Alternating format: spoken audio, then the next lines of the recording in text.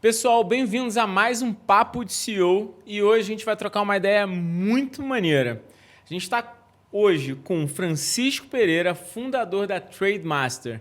Francisco, obrigado aí por você estar com a gente. Obrigado pelo convite, prazer estar aqui com vocês. Boa. Pessoal, fazer uma breve intro para vocês entenderem um pouquinho sobre a Trademaster. Trademaster é uma fintech especializada em soluções financeiras de crédito B2B e que tem como objetivo empoderar o pequeno e médio varejo. Então a gente vai trocar muita ideia sobre o mercado de soluções financeiras, vamos falar sobre como é que está essa dinâmica de mercado, ainda mais hoje que o mercado está interessante, para não dizer difícil, complexo, desafiador. E também falar um pouquinho sobre a Trademaster e a história do Francisco, que é muito top. Francisco, para começar, cara, queria entender um pouco da Trademaster. O que vocês fazem, o que vocês entregam para o mercado? Show. Trademaster é uma fintech de crédito B2B. O que a gente faz? Né? A gente substitui ou complementa o crédito que a grande indústria dá para o pequeno varejo e distribuidor. Legal. Então, o que a gente proporciona é que esse fluxo comercial seja muito mais fluido e não tenha a barreira do limitador de crédito. Né? Muitas vezes o pequeno varejo não consegue comprar tudo o que ele gostaria, porque eu não tenho o prazo necessário para fazer aquele fluxo de mercadoria girar, ou porque não tem o limite necessário para fazer a compra inteira. É isso que a gente tenta tirar essa amarra do processo, fazendo um fluxo muito mais tranquilo de chegar a mercadoria da indústria até o pequeno varejista. Então você complementa o crédito daquela compra que ele precisa fazer para estocar. Exatamente. Quando ele vai fazer uma compra numa grande indústria, o que a gente faz é substituir esse crédito. Então, em vez de ele ter sido aprovado pela indústria, a Trademaster que faz essa facilitação para ele de ponta a ponta. É uma operação muito transparente. O varejo várias vezes nem sabe quem está por trás dessa mecânica toda. Né? Uhum. Então, o que a gente possibilita é que ele compre mais no prazo certo para que o fluxo de caixa da loja não seja afetado e ele não tenha que recorrer aos produtos tradicionais de banco que, convenhamos que é super difícil esse pequeno varejo ter acesso a tudo que ele precisa no mercado financeiro. Né? Normalmente, esse cara, quando não tem uma solução dessa, ele vai para uma instituição normal e faz aquelas operações, se não me falha a memória, de compra ou venda, né? Esse pequeno varejista, quando ele falta dinheiro, né, se ele não tiver crédito ou no distribuidor ou na indústria, ele tem que pegar uma linha no banco para poder pagar à vista. Sim. Ou ele vai pegar um desconto de recebíveis e cartão. São as duas fontes primordiais desse pequeno varejo para se financiar. São linhas caras, geralmente. Né? Ainda mais pela forma de contratação dessas linhas, que não são exatamente as mais amigáveis possíveis. Né? Imagino. Como é que veio a ideia de montar a Trademaster, cara? Bom, minha vida pregressa, antes de vir para esse mundo de empreendedorismo, eu fui executivo de multinacional minha vida inteira. Boa. E daí eu enfrentava aquelas super interessantes reuniões de conselho, né, quando você vai aprovar budget. Brasil, então nós temos que aumentar o retorno, então vamos aumentar a margem no Brasil. Legal. Mas ao mesmo tempo vamos diminuir o DSO, que chamam muito de Days of Sale Outstanding, o prazo médio de recebimento. Sim. A gente fala, não dá, gente. Né? Escolhe uma ou outra. Porque eu não vou fazer margem vendendo para os key accounts, eu faço margem vendendo para o meio da pirâmide, que é um cara que precisa de prazo. Perfeito. Mais carente de prazo. E daí a conversa tradicional com a casa matriz era, se vira, né? Tá nem aí, não né? tem aí. Problema seu, né? Problema do tipo 2 que falam, né? Problema teu. E essa conversa não era só comigo, é muito comum com vários pares de outras indústrias. A gente viu que tinha uma necessidade muito específica ali. E quando a gente, nas conversas de rodas de cerveja, tudo mais, comentando nossas amarguras da vida de executivo, outro caso que era muito comum é a gente recorrer para produto bancário tradicional, que é fazer o vendor, né? Fazer uma venda de recebíveis. Muitas empresas não permitem fazer isso aqui no Brasil. E no mercado de consumo massivo, você tem muita coisa que acontece após a emissão da nota fiscal. Atrasou o caminhão, entrega parcial, devolução de mercadoria. Sim. E geralmente essa dinâmica não é incorporada nos bancos tradicionais. Uhum. Então essa dinâmica do dia a dia acaba sendo travada e você não conseguia ter um bom serviço ao teu cliente, chegando ao cúmulo até de você protestar cliente teu porque o teu caminhão atrasou. Imagina explicar que além de você não entregar a mercadoria na data correta, você ainda protestou porque o título estava vendido a banco. Então a gente viu que tinha uma carência muito grande de mercado e as soluções disponíveis não atendiam essa carência. Daí que veio a ideia de como a gente fazer uma coisa que unisse as duas coisas, né? a gente viu no arcabouço jurídico brasileiro, você tem a instituição de pagamento, que é o cartão de crédito, né? Então, a gente conseguiu fazer uma plataforma baseada em cartão de crédito, onde eu consigo capturar toda essa flexibilidade que você tem que ter no dia a dia comercial e, ao mesmo tempo, alavancar as vendas, aumentando o prazo limite e saindo do balanço das indústrias, né? Então, a gente focou muito na venda primeiro da indústria para esse distribuidor, que é onde tinha o maior gargalo, e alguma coisa para o pequeno varejo. Ao longo do processo, depois a gente conta um pouco da história, né? Boa. Mas a gente teve uma virada no meio do processo. A gente viu que a grande carência da indústria não era só da indústria. Esse pequeno varejo era o mais carente de todos. Total. Né? Ele falou, quando chegava para ele, falava, eu preciso do prazo da indústria. Eu preciso do prazo do distribuidor. Sem isso eu não sobrevivo. E se eu for para banco, eu tenho muita dificuldade em ter acesso a crédito, mas meu negócio é menos formal do que um banco gostaria e a burocracia para contratação é muito complicada. Então a gente viu que o foco não era só atender essa indústria, mas também como é que eu facilitava a vida do seu João do primeiro comércio, né? E hoje a gente tem mais de 1 milhão de varejos transacionando com a gente, é super legal, né? Pô, muito legal, cara. Então, de uma forma geral, o que você acabou solucionando é uma dor latente assim do mercado brasileiro, que é justamente o delay que existe entre pagamentos e recebimentos de indústria e varejo, e você acaba que facilita essa dinâmica de crédito. Porque no final, eu acho que o consumidor final não consegue visualizar isso, mas a partir de, como você disse, a nota emitida, tem N transações de crédito em cima daquela duplicata. Você pode antecipar, você pode não pagar e pagar mais juros e funciona dessa forma, só que os juros naturalmente são fortíssimos da indústria. Você pode fazer N coisas, né? E existe na minha opinião, né? E pelo que eu vejo com meus clientes, existe uma dor muito grande, porque a indústria ela também precisa de um prazo curto, porque a matéria-prima também quer um prazo curto, porque o cara muitas vezes não... A matéria-prima não é formalizada, muitas vezes a indústria é formalizada, só que a matéria-prima não é, então ele quer o dinheiro para ontem. A indústria acaba forçando o varejo a também ter um prazo de pagamento curto, só que o varejo habituou no Brasil a ter prazo longo. E o varejo não consegue ter o prazo longo que mereceria. E hoje ainda tem uma pressão pior ainda do que você está falando, porque os juros no mundo estão altos. Exato. Então, com juro alto, quanto menor o fluxo de caixa, o ciclo de caixa da indústria, melhor. Então, ela está apertando os prazos tanto dos fornecedores, querendo mais prazo com fornecedores, os fornecedores não estão conseguindo várias vezes bancar isso, como também diminuindo o prazo para o pequeno varejo. Fogo. Daí você, assim, tem o credit crunch que a gente está falando. Se a indústria diminui prazo e os bancos não estão dando crédito, muita gente vai quebrar. E você acha que isso é um momento atual? Assim, Esse você acha é o momento atual. A gente vê claramente, por tudo que aconteceu ainda mais recentemente no mercado brasileiro de crédito, né? Sem citar nomes, mas temos vários casos aí, onde você chamou a atenção de uma possível inadimplência, não dos pequenininhos, que já estava bem pior. Né? Com o índice de alavancagem alto desse pequeno varejo, com juros muito altos, já estava tendo um aumento da inadimplência do pequeno varejo. Mas nunca se pensou que ia chegar tão rápido no cara médio e grande. Vamos falar sobre isso, que agora eu fiquei interessado. Isso vai dar caldo. E daí você teve a indústria começando a ter... Não, vale mais a pena, talvez, eu pulverizar do que concentrar minha venda em poucos canais que estão com risco maior. Mas como é que eu faço isso sem aumentar o limite de crédito e prazo para o pequeno varejo para dar tempo de gerar? Então, é uma oportunidade super legal para trade. Então, a gente está surfando super bem essa onda, mas é uma carência muito grande do mercado. Muito grande. E engraçado que o mercado do Brasil, ele se posicionou, não conseguiria te dizer historicamente onde isso aconteceu, mas ele se posicionou por crédito, coisas que não acontecem no resto do mundo. Verdade. Então, o consumo aqui é balizado por crédito. Se a gente tem muito diferente, por exemplo, nos outros países, que a inflação está alta, o crédito exposto também está difícil, mas o impacto no consumo ele é muito menor do que quando acontece isso no Brasil.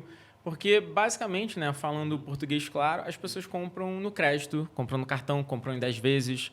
E elas compram porque ela não tem poder de compra. Né? Se ela quiser o salário mínimo hoje, basicamente, se você quiser comprar uma geladeira, você paga um salário mínimo inteiro. né? Então você precisa parcelar para ter um mínimo de dignidade, né? É uma coisa tão natural no Brasil esse parcelado que inventaram o Buy Now Pay Later agora nos Estados Unidos. É o nosso crediário de não sei quantos milhões de anos atrás. Exatamente. É um nome super bonito do Buy Now Pay Later. Mas está no nosso dia a dia. É o que você falou, a gente está muito acostumado com venda parcelada e a crédito. Sem isso você não consegue incentivar o consumo, principalmente em categorias mais caras como eletroeletrônico, que você falou.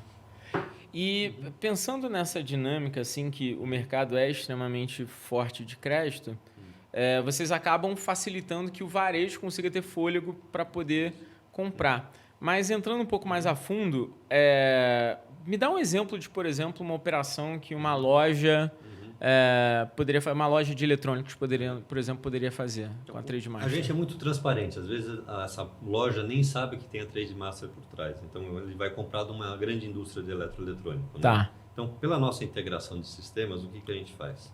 A gente analisa toda a base de clientes da indústria e consegue ver quais são as alavancas de aumento de venda para ela. Seja aumento de prazo ou aumento de limite, ou os dois. Por integração de sistema, o vendedor da indústria, quando vai vender para esse varejo, ele já tem toda essa informação ou do celular, no computador ou no handheld que ele tiver. Então ele já sabe em qual condição ele pode vender, qual o prazo adicional.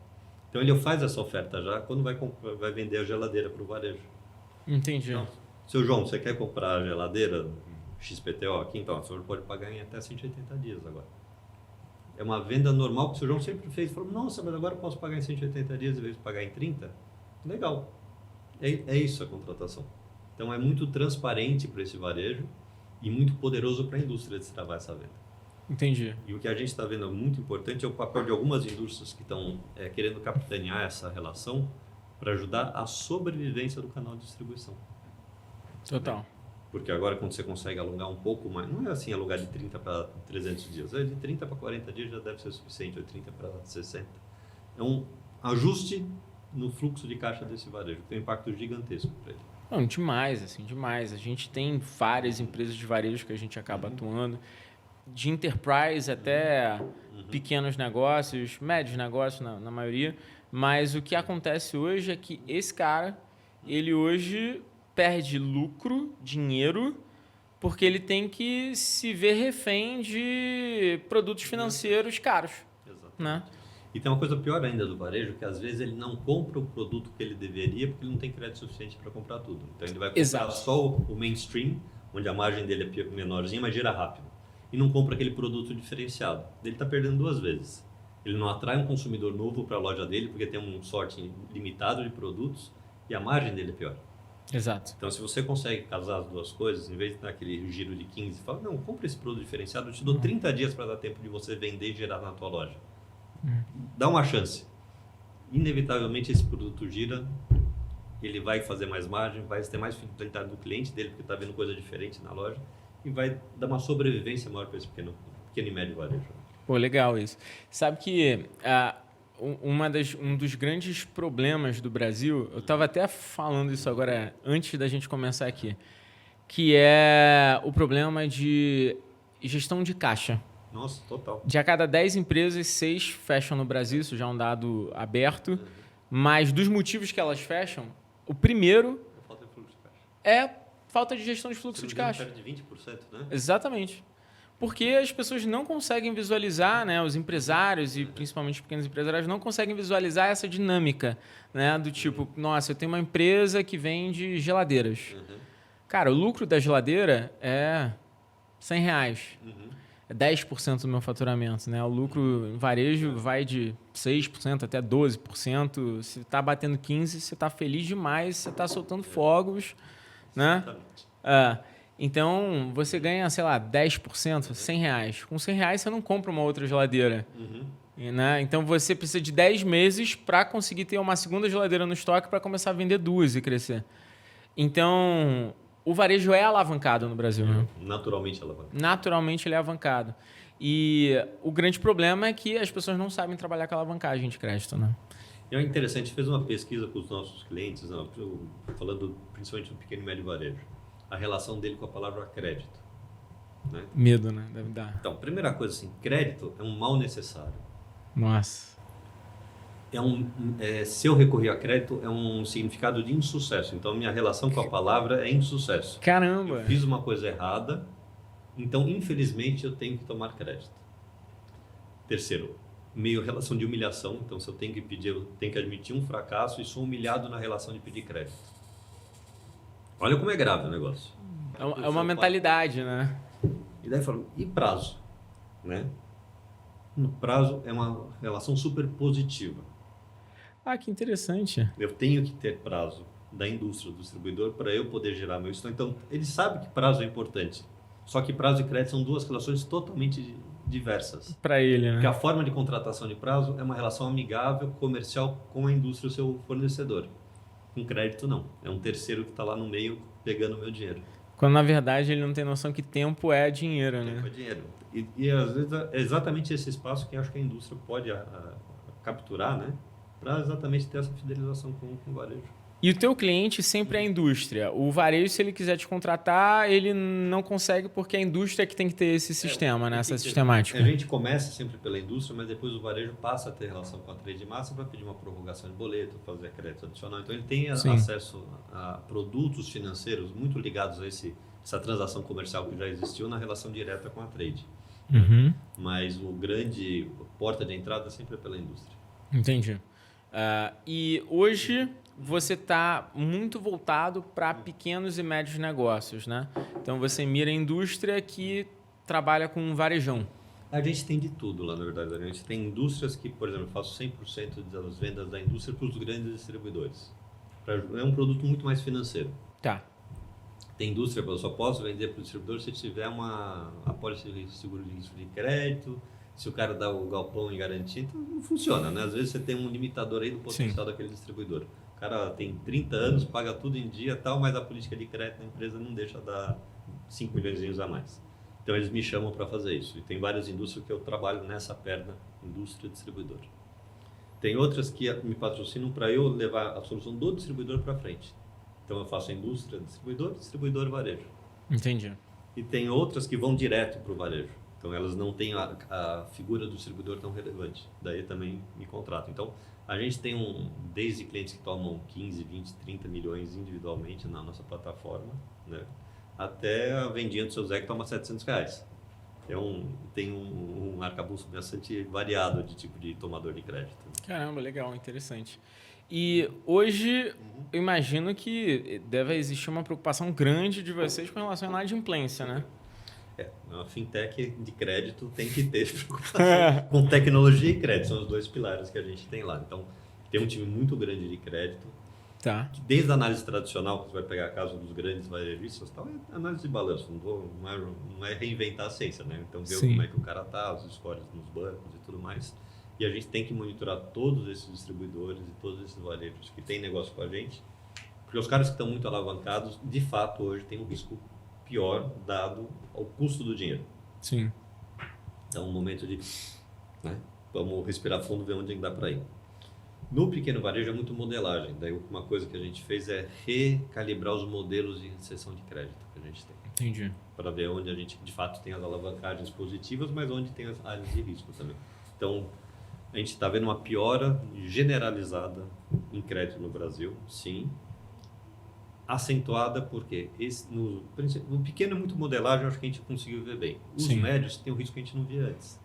O cara que está alavancado e você começou a ter problema nos bancos, se um banco tira a linha, o que acontece com esse cara? Quebra. Então o modelo dele estava mais ou menos de pé, está conseguindo pagar o serviço da dívida, mas você tem o risco de um banco de uma hora para outra falar, opa, não quero mais brincar. Na hora que falou não quero mais brincar, quebrou.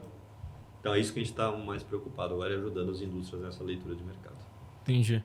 Uma questão interessante também sobre essa parte de crédito é porque vocês estão no momento onde o crédito ficou caro. Mas até antes dessa pergunta, eu queria entender o seguinte. Vocês, por consequência, vocês trabalham também com prazo e eu acredito que vocês devam ter um fundo, um FDIC, alguma questão ali para poder subsidiar a operação. Sim. Nossa estrutura de fundo, como é que é feita, né? A gente tem 2 bancos como sócios. Tá. Tem depois a gente conta a história, mas tem o Banco Sofis e o Banco BV, os dois são sócios da operação. Fora isso, a gente tem um fundo, um FDIC, que era antes da entrada do BV, que tem, por exemplo, o IFC como investidor. Então é uma história interessante, que é a segunda histórica, né, nos 50 anos de IFC no Brasil, é o segundo FDIC que eles investem. Então a gente fez um acordo de até 250 milhões de investimento nesse FDIC, que já tem outras casas investindo lá dentro. Então a gente tem uma estrutura que eu uso o balanço dos bancos, eu uso 2 FDICs que eu tenho e alguma coisa ainda fica dentro do meu balanço. Pouca coisa. Entendi. Então... É uma diversificação bastante grande de fontes de funding. Legal. E aí, obviamente, com esse dinheiro você consegue dar lastro para isso. Queria que você explicasse, se fosse possível, essa parte, porque muita gente tem dúvida numa operação de crédito, principalmente quando tem um player nesse sentido. As pessoas acham que, sei lá, tem esse dinheiro no teu cofre, né? Não tem. Não pode, né? Não tem nem como, né? Então, na verdade, o que existe é uma operação onde tem, vamos chamar de garantidores da operação, né? Que são os bancos, que obviamente os bancos têm lastro porque eles têm dinheiro lá. Exato. Né? E aí, automaticamente, os bancos têm indicadores para saber o quanto de lastro ele consegue disponibilizar. E aí, com esse lastro que você opera, não é isso? É isso. Quando a gente está falando uma sessão direta para os balanços dos bancos, é exatamente isso que eu estou falando. Então, tem toda a minha modelagem de crédito, que é validada dentro dos bancos, tem os comitês de crédito em conjunto, e a gente faz uma sessão direta. Fora isso, na estrutura de fundo, que talvez seja interessante para os outros, né, tanto os FDICs ou tanto os fintechs que querem uma solução de como financiar, né, o seu produto financeiro, as estruturas de fundos são muito naturais e não necessariamente a fintech corre o risco de crédito. Pode correr, pode não correr. Geralmente você tem, quer que eu explique um pouquinho? Manda ver. Então, geralmente você tem um FDIC onde você tem um investidor que vai correr menos risco. Tá. 80% do dinheiro você capta numa cota que a gente chama cota sênior. Que é o cara que põe o dinheiro lá e está esperando uma remuneração daquele dinheiro como se fosse uma remuneração fixa do capital. E daí tem o cara que está correndo risco, que é aquele cara, as primeiras perdas vão vindo do dinheiro dele. Então, se os juros que você está cobrando, menos a inadimplência, não for suficiente para pagar, ele vai ter uma rentabilidade menor do que aquela esperada. Costumeiramente, essa cota sub, que a gente chama, é de propriedade dos investidores ou da fintech que está gerando crédito. Ela corre o risco nessa crédito, mas ela consegue se alavancar até 5 vezes. Parecido com o Basileia, né? Sim. É uma estrutura mais ou menos normal que a gente tem no mercado. E tem algumas casas que aceitam correr esse risco junto com a fintech. Então, a fintech não precisa ser 100% do dinheiro da cota sub, que geralmente é perto de 20%, para se alavancar. Tem investidores que querem correr esse risco junto com uma remuneração obviamente maior. Daí é um pouco de cada um contar a sua história, como é que atrai esse investidor ou não, né?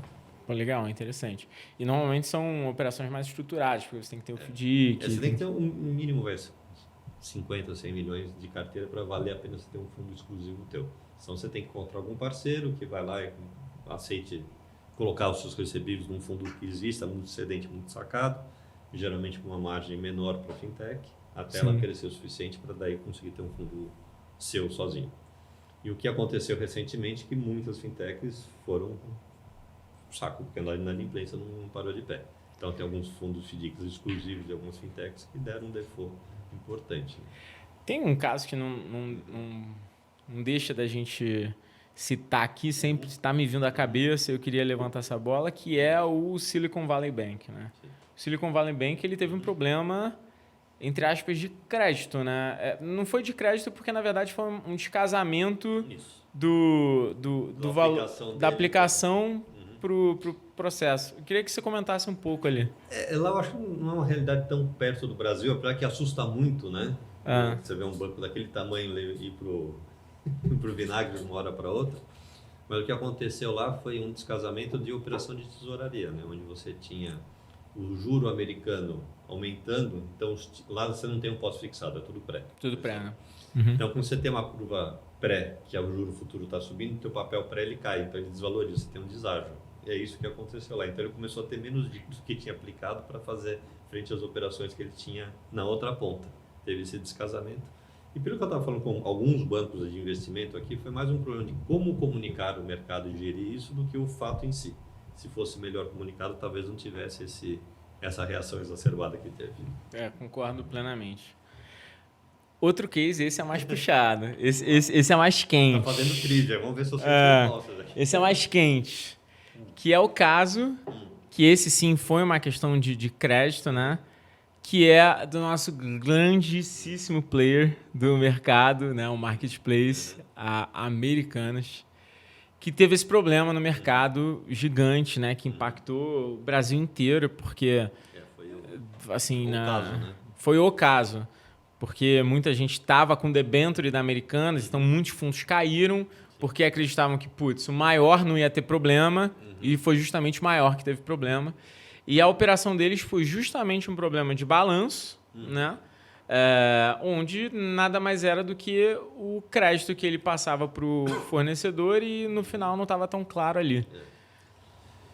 É uma contabilidade criativa, né? Parece que é mais criativa do que deveria ser. Onde essa parte que a gente estava falando dos fornecedores, que são cada vez mais apertados, é o que eu fazia, né? Então eu quero pegar mais prazo do fornecedor.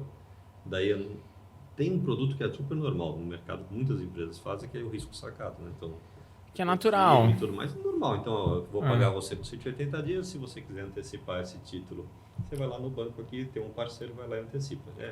É normal, existe e é legítimo. É legítimo e... Só que tem que ser contabilizado da maneira correta, só isso. Né? E ainda digo mais, muitos clientes que eu atendo de varejo acharam que a gente estava dando o caminho da morte para eles, sabe?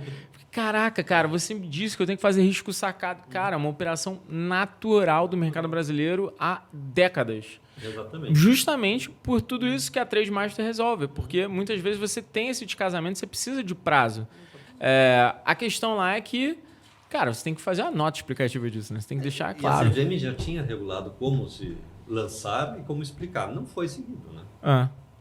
E aquela coisa também, quer dizer, eu não sei muito detalhe, é difícil falar de um caso que a gente não está dentro do caso. Né? Graças a Deus eu não tinha Americanas no meu risco, não cooperei com eles.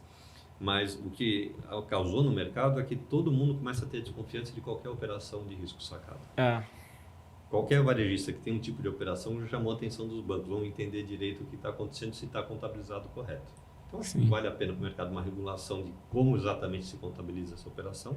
Mas é uma operação que não é errada e não afeta, de fato, a saúde financeira do varejista, se devidamente reportado para as análises. Isso é importante falar também.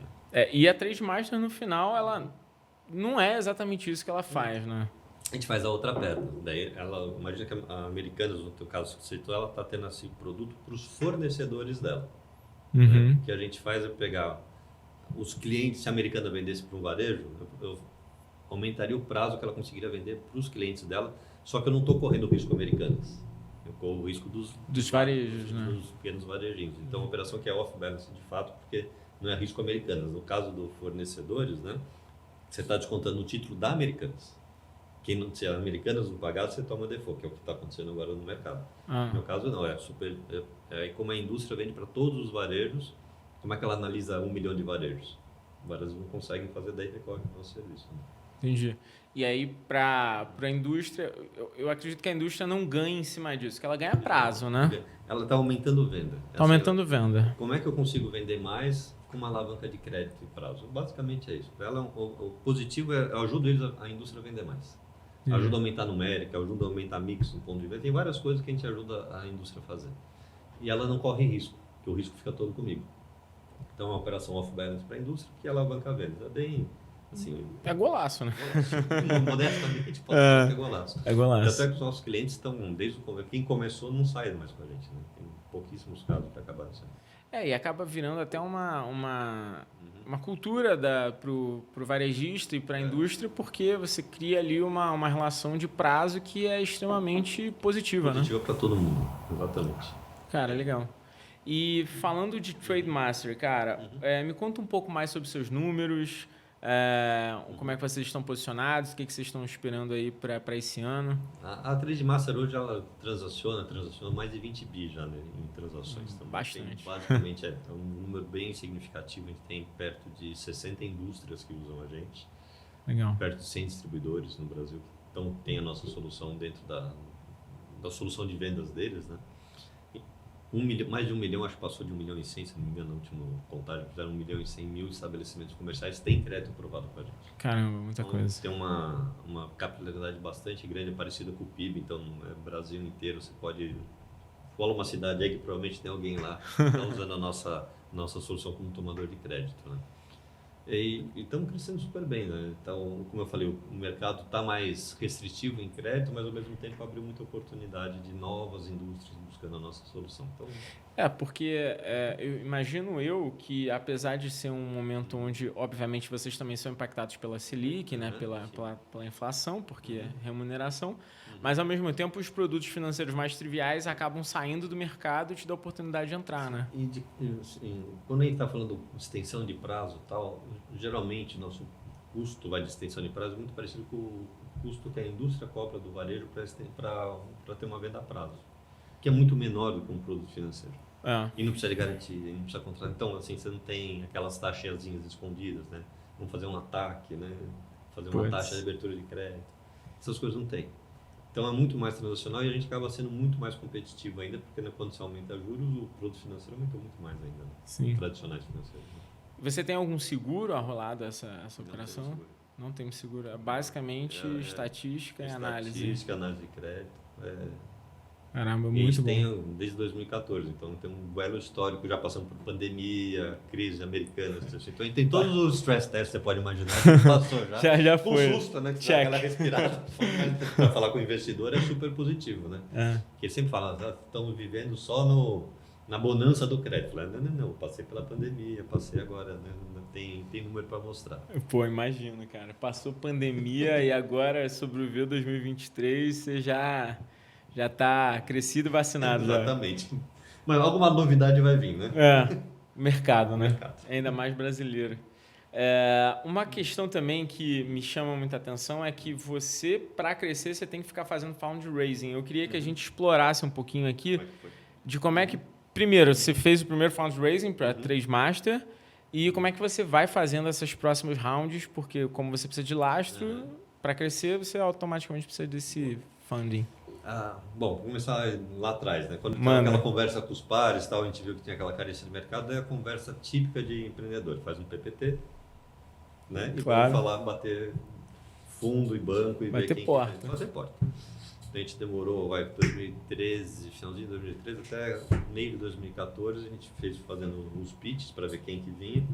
No final a gente teve 5 propostas. Um banco, que é o Banco Sofisa, e 4 fundos. A gente optou pelo Banco Sofisa.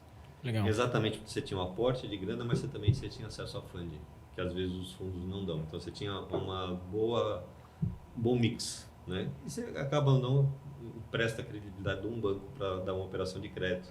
Claro. Mas então falando sempre com grandes indústrias, né? E essa foi a primeira rodada que a gente fez. Lá em dezembro de 2014 foi o aporte efetivo, né? Foi em junho a gente fechou o contrato de boca, daí ficou 6 meses assistendo o contrato e em dezembro veio o aporte. De lá para cá, então, a gente usou esse dinheiro do aporte para crescer e tendo o funding do Sofisa. Depois a gente abriu um FIDIC próprio, um pouco daquela história que a gente estava contando. Então a gente começou a ter o funding do FIDIC, do Sofisa e o nosso FIDIC próprio, já com vários outros bancos investindo naquele FIDIC. Passo seguinte, veio a pandemia e tudo mais. Desculpa cortar, mas esse FIDIC você teve que fazer o 80-20 que você comentou.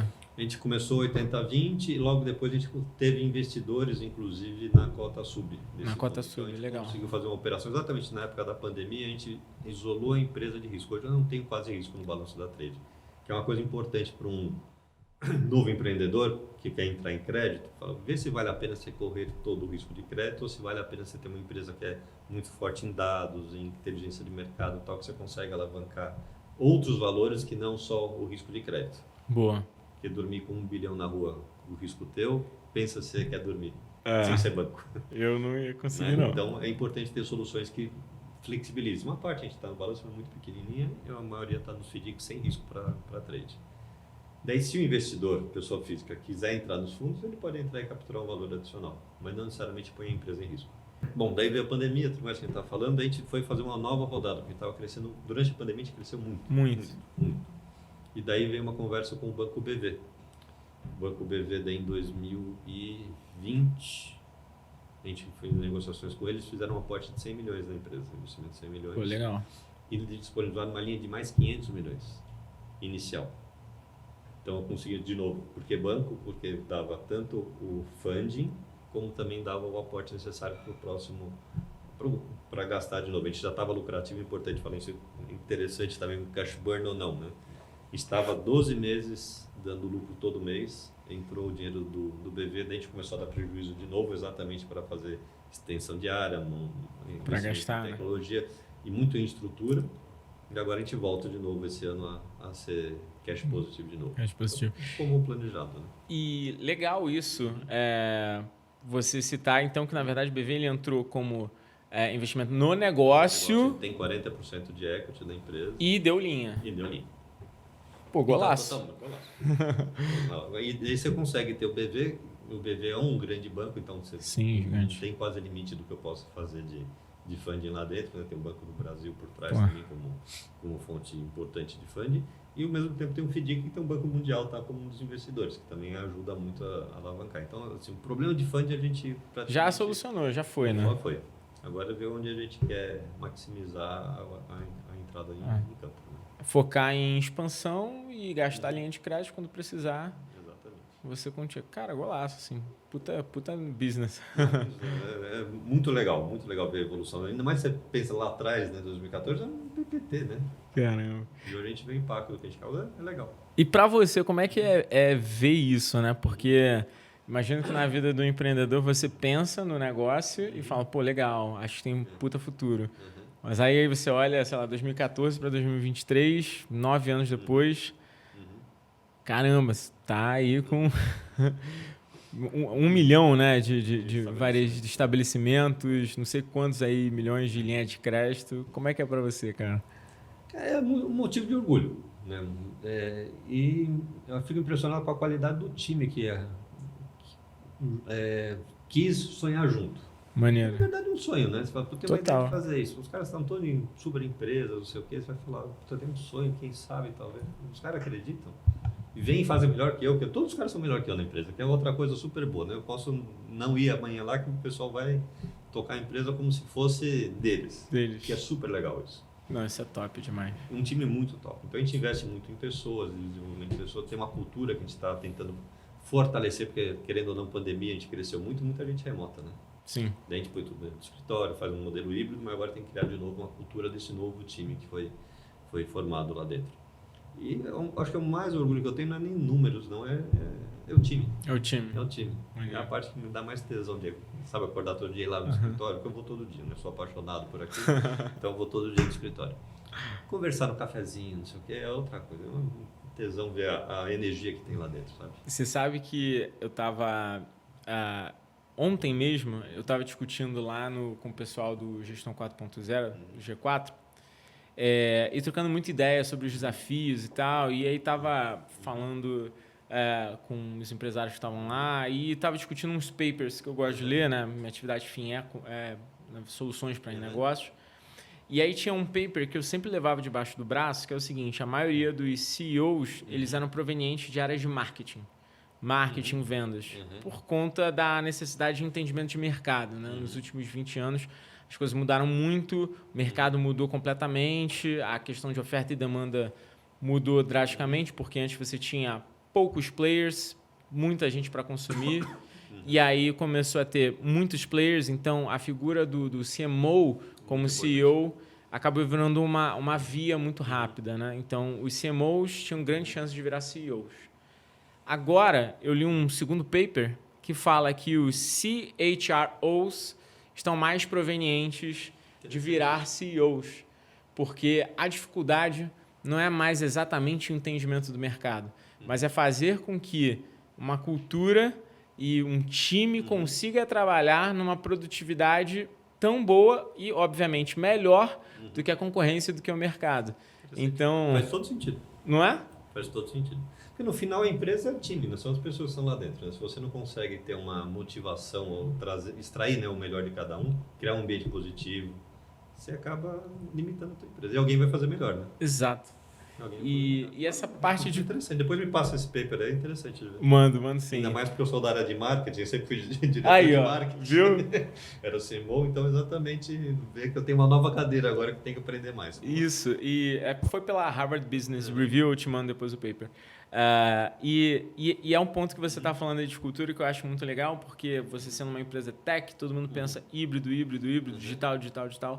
Nós hoje somos digitais, a minha empresa, a Hyper, ela é 100% digital, mas cada vez mais eu tenho forçado em criar rituais presenciais, sejam diversos, e rituais também online, para a gente conseguir fazer isso. E cogito voltar ao físico híbrido. Cogito voltar ao físico híbrido. Não diria que teria obrigatoriedade tal de trabalhar, mas de ter um ambiente mais físico, porque cultura é fogo, né, cara?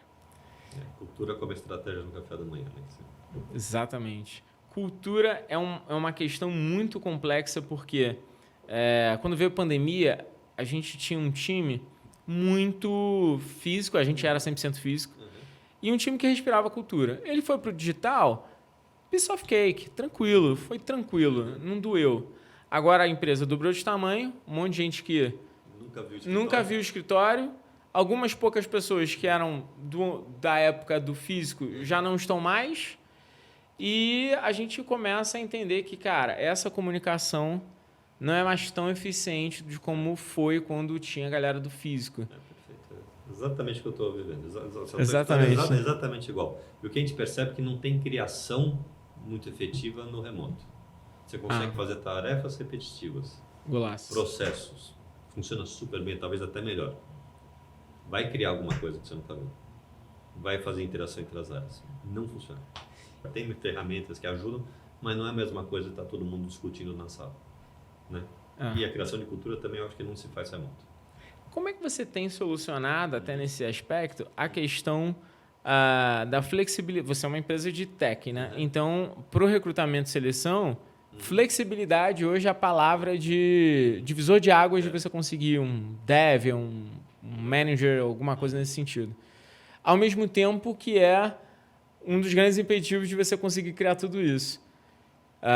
Eu, por exemplo, a gente nunca olhou para isso, mas eu penso que quando eu for ter um ambiente físico, vai ser uma dificuldade enorme, por exemplo, com devs. Hoje eu tenho devs no Brasil inteiro. Eu não vou conseguir ter esse cara físico. Não, a gente tem muita gente que não está em São Paulo e é remoto. Né? Ainda mais na área de tecnologia, os devs estão espalhados por aí, não tem jeito. Mas tem muita gente que, se eu tiver um cara fora e um cara de São Paulo, eu vou preferir contratar o cara de São Paulo. Cara de São Paulo. Se eu vou preferir um cara que nunca vem no escritório, senão não veio trabalhar na trade, ou um cara que aceita vir 1 ou 2 vezes por semana, eu contrato o cara que vem 1 ou 2 vezes por semana. Você começa agora já a ter um pouco mais de gente no mercado para você poder fazer essa seleção. Né? Muita gente teve layoff, aí você consegue fazer uma seleção nesse sentido. Mas você tem que criar um ambiente de escritório que as pessoas queiram ir. E essa é a diferença. Essa você não tem que impor. A pessoa tem que querer vir. Então, o que você vai fazer no ambiente de escritório? Por que a pessoa vai lá? Se ela vai lá para programar que nem ela faz em casa, fica em casa. Mas o que ela aprende quando ela vai no escritório? Com quem que ela tem um contato que ela não teria? Qual a experiência diferente que ela tem?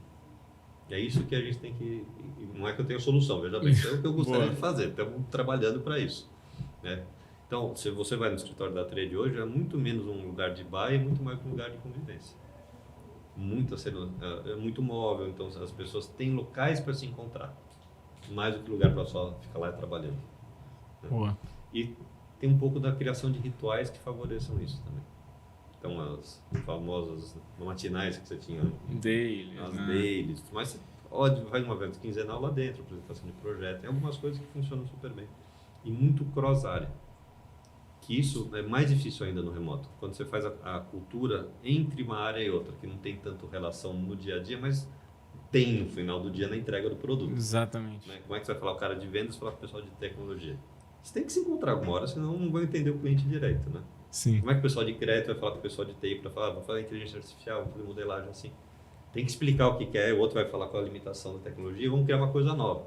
Não vai ser pelo chat. Não. Essa é a dificuldade que a gente está tendo, acho que é a mesma que você. E se a gente não tiver as pessoas vendo o valor na ida para o escritório, vira um discurso que não vai ter nenhum benefício. E no final é estratégico para a empresa, né? Estratégico. Não lembro onde é que você que também está meio acadêmico, eu vi um paper super interessante da valuation das empresas que estavam 100% remotas, 100% presenciais e as híbridas. As híbridas não tinha muita diferença, mas tinha uma diferença muito grande de valuation das empresas, da evolução do valuation das físicas versus as 100% remotas, porque não tinha criação de valor. Exatamente. Não é isso na Harvard Business Review. Acho que foi na Harvard Business Review, sim. E também sobre esse tema, também tem também muita questão nesse sentido, de que como as empresas que não são 100% tech, não respiram ambiente tech, então eu vou te dar um exemplo, uma montadora de carros, uma GM da vida, elas terem um ambiente online foi prejudicial para a produtividade do time, porque a palpabilidade da entrega também é muito mais tangível. No digital, uma empresa 100% digital, que vende produto digital, você ainda tem uma facilitação, porque o produto é digital. Então, o produto você vê no computador. Agora, imagina uma GM que quer fazer um sistema de remoto para um gerente de produção, cara. O cara tem que estar na fábrica. Pô, tem que estar na fábrica. Como é que você vai entregar valor? Como é que o cara vai ver aquilo ali? Ah, tô vendo ali o computador rodando, a peça saindo. Mas não é a mesma coisa, cara. Tem coisa de tecnologia que você no escritório, andando no meio disso, você consegue pescar. Imagina numa fábrica. Pô, é isso. Varejo, tem muita empresa que trabalha com e-commerce e tem uma lojinha física. Cara, mas você é varejo. Se tu tem estoque, galpão, você tem que vir no estoque, cara. Entendeu? Terceirizou 100% do estoque, não visita estoque. Isso pra mim é loucura. Eu tenho 2 clientes que... surpresa uma hora ou outra, não vai? Certo. Então não vai ter surpresa ser surpresa, né? Eu tenho um cliente específico, que não vale a pena citar o nome, mas ele é um e-commerce bem grande, ele tem alguns galpões no Espírito Santo, e ele não vai lá, cara. E eu fico pra morrer com ele, cara. E eu discuto pra caramba, porque eu falo, cara, mas você tem que ir lá. Mas tá tudo certo, mas não interessa que tá tudo certo. Vai ver se tá mesmo. Não interessa que teu número tá crescendo. Com certeza você vai ver alguma questão de valor, como você disse, que você não tá vendo, você não vai ver atrás da tua mesa. Você vai ver, de repente, uma nova forma do produto sair mais rápido, alguma questão, a caixa que... sei lá, você pode melhorar qualquer coisa, cara. Eu sou investidor numa distribuidora também, por coincidência. É? Nunca foi remoto. Nunca foi remoto. Não adianta. Concordo. É vendedor na rua, caminhoneiro, né? A parte logística, imagina, não dá para ser remoto. Não dá. A movimentação de estoque é lá dentro. Não tem jeito. Boa. Cara, queria te perguntar uma questão aqui também legal sobre startups, fintechs e principalmente... que você pudesse falar o seguinte ponto, pergunto para todo mundo. Qual dica você dá para o cara que quer montar uma fintech hoje nesse cenário do Brasil? Espera um pouco. É a melhor dica. Assim, o cenário está muito... os investidores, os fundos estão não valorizando como já valorizaram no passado a fintech. A gente está vivendo um meio deserto por algum período de múltiplos de valuation. Aquelas ideias anteriores, se vou fazer volume, vai ter um múltiplo de receita, um dia talvez eu dê lucro, não são mais valorizadas hoje. Então, se você não tem uma ideia que seja muito clara como você chega no cash flow positivo, qual seria o unit economics que faça sentido para gerar lucro, talvez não seja o momento para você falar com ninguém. E se isso não parar de pé, talvez não seja bom você começar a tua empresa agora. Muita gente começou a empresa falando, vou fazer a rodada pequenininha A, porque logo depois vai ter a B, depois vai ter a C, e na E talvez eu comece a ganhar dinheiro. Não vai ter A, amigão, né? A tá difícil, se eu conseguir A, é capaz que a B não venha e você quebra a empresa. Exatamente. Então, não conte com o dinheiro da próxima rodada para sobreviver. Você tem que ter um jeito de sobreviver só com o dinheiro que você levantar na primeira. Aí uma pergunta. Esses investidores normalmente que entram nas primeiras séries, no early stage... eles normalmente pensam em exit. Só que a gente não está tendo um vislumbre de exit. Exatamente. Como é que a gente negocia com esse cara? Esse cara a gente fala, cara, vamos incorporar você aqui na sociedade, vamos trabalhar no dividendo para você começar a ficar feliz. Como é que é essa relação, na tua opinião? Boa pergunta, bom papo de discussão, não sei. Porque eu tenho uma fintech que vai distribuir dividendo. Mas não estou dando lucro, não gero caixa. Eu vou gerar daqui a 15 anos. Quem vai esperar botar um dinheiro agora para começar a ter dividendo lá na frente? Enquanto você não tem uma estratégia de saída muito clara, eu acho que é mais difícil você trazer os anjos. Alguém que se apaixona com a ideia e acha que está no futuro vai ter, você sempre vai ter um cara que vai curtir, né, teu negócio, gosta de você, põe o dinheiro lá e daqui a pouco volta. São aqueles anjos que têm múltiplos investimentos e conseguem pulverizar a carteira. Eu estou achando difícil ter uma estratégia de saída hoje muito clara. que a saída via um fundo, os fundos não estão comprando fintech pequenininha, startup pequenininha. IPO, a gente tem uma secura do IPO, talvez o segundo semestre comece, em 2024 acho que vai ser melhor, mas você tem que ter uma escala, né? E o IPO hoje vai estar valorizando geração de fluxo de caixa e lucro e não só volumetria, então tem algumas pedras no caminho que até é bom querer ver a tua opinião. O que você acha? Aproveitando. Cara, boa pergunta mesmo. Eu acho o seguinte, eu acho que a gente vai começar a olhar para investimentos, entre aspas, mais tradicionais. Do cara literalmente botar o dinheiro e, se não tiver a possibilidade de exit, ele vai ganhar dividendo mesmo. Entendeu? Ele vai converter e vai ser sócio. Ali vai ser seu sócio e vai tentar ganhar aquele dinheiro. Vai ser uma dívida conversível, uma coisa do jeito? Vai ser uma dívida conversível, que aí o cara vai converter e basicamente vai converter em equity, no valuation que vai ter lá, para conseguir ganhar dividendo. Ou você realmente vai investir entendendo que esse cara pode ser... Normalmente o investidor vai investir entendendo uma estratégia de exit muito clara. Desse cara te comprar, então se for o Corporate Venture Capital... Daí é uma mentalidade diferente. É uma mentalidade... Para ver quem sobrevive, eu compro depois. Né? Exatamente. Ver para comprar, ou você já tem uma clareza do uma dor de mercado que você já sabe o exit. Então, exemplo, aqui no Investidores VC tem uma empresa que a gente investiu, que eu inclusive faço parte do pool, que é a YouMood. Ela é uma empresa que está facilitando o processo de criação de peças, de controle de peças na área de moda, né, de produto. É uma dor gigante. Ele já atende reserva, já atende um monte de gente. A estratégia de saída é bem clara. Um desses pode comprar depois. A estratégia é muito mais clara. Então, nessas estratégias extremamente claras, eu acho que faz sentido. Eu investi recentemente num fundo em Israel de Deep Tech, que exatamente o propósito dele não é um IPO, é venda sempre para o estratégico. É um problema muito grave de uma indústria específica que algum estratégico vai comprar. Eu acho que é esse que vai ser o caminho. É uma dor muito grande. Né? Esse que tem um caminho mais de exit muito estratégico, ou eu acho que vai se tornar um investimento tradicional mesmo, sabe? Porque eu não consigo ver exits, assim, fundos querendo investir. A questão que a gente surfou bastante de consolidação de mercado, né? Sim. Que os exits estavam indo para fundos que queriam consolidar mercado. Não estou vendo ninguém querer consolidar muito mercado agora. Tem algumas teses ainda no mercado bem ativas em agronegócio, né? De agro está indo bem, né, cara? Super bem. Os consolidadores estão tendo um papel interessante também. Eu me esqueci o nome aqui de um fundo de venture capital que ele está com uma tese... O Pátria. O Pátria, o Aqua e a Nutrien são os três que estão consolidando o mercado. Que estão consolidando o mercado de Aqua. Faz sentido, né? Faz. E são negócios tradicionais. O Pátria está consolidando também distribuidores, né? Sim.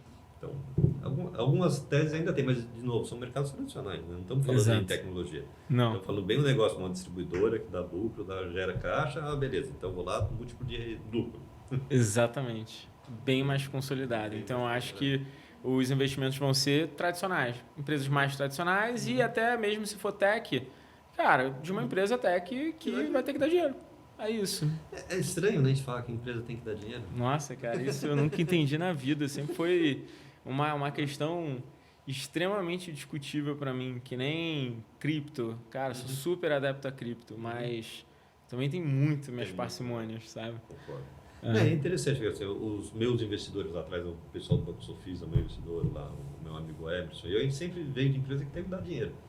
Não são esses múltiplos de receita que não tem que dar dinheiro. Tinha a época que falava, é bom você não estar dando dinheiro, estar queimando, porque senão o teu valor não diminui. Isso é doideira, mano. Não fazia sentido pra mim. Né? Tem que queimar ok, mas por um estratégico, motivo, né? Por uma hora dá dinheiro, né? Uma hora você tem que dar dinheiro. Né? E o teu valor vai estar na hora que você dá dinheiro. Acho que voltamos ao mundo normal. Eu acho que vai ser um pouco disso. Eu acho que a gente vai ficar no Brasil um tempão nesse sentido. Cara, papo super top. Adorei. Na hora que você quiser, muito não bom. gravar aqui, vamos tomar um café. O papo é ótimo. Eu gostei demais. Dica, então, para contextualizar, espere. Espere um pouco, se você é uma fintech, entenda aí o momento. Acho que a gente pode tirar de lição também que, cara, dê dinheiro para o seu investidor. E entenda os caminhos de exit, né? Porque acho que o exit batendo na tua porta não vai rolar mais, né? Vai ter que ser muito estratégico. Tem que ser estratégico. Boa. Exatamente. Se a pessoa quiser te procurar, cara, você usa redes sociais ou rede da Trademaster? Trademaster.com.br e LinkedIn também, trademaster.com. Boa. Trademaster. Golaço. Pessoal, esse foi Francisco, da Trademaster. Obrigadão, cara. Foi super top. Obrigado a todos. Super obrigado, cara. Valeu, cara. Valeu. Junto. Boa. Show.